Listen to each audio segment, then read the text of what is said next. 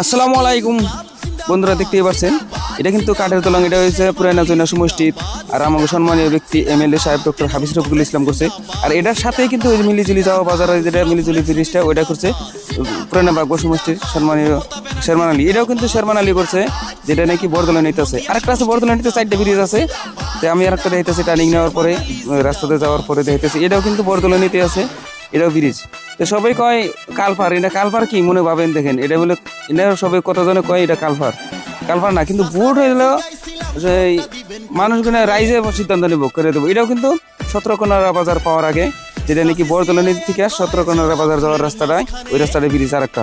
তবে 2-3 কিলোমিটারের মধ্যে 4টা-5টা ব্রিজ আছে। তো দেখতে পাচ্ছেন এটাও, এই যে দেখতে পাচ্ছেন। আর এটা কিন্তু 17 বাজারের থেকে, যেটা নাকি বরপট আগেতে দেখতে পাচ্ছেন 17 বাজারের সাথেই পুঙ্গুরা যেটা ব্রিজ, এটাও কিন্তু পুরানা বাগবা সমষ্টিতে সম্মানীয় ব্যক্তি শেরমান আলী আহমেদ করছে।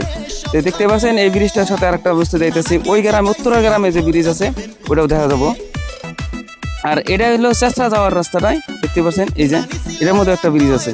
তবে আমি কই না যে ভোট শেরমানটা দেন, ওটা ভোট নির্ধারিত করবো হলো রাইজে। তো এটাও কিন্তু বর্তমানেরই ব্রিজ।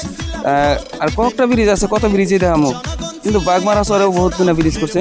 তো এইসব কাজ করার পরেও কতজনে কয় যে কাজ করে নাই। তো দেখতে থাকেন।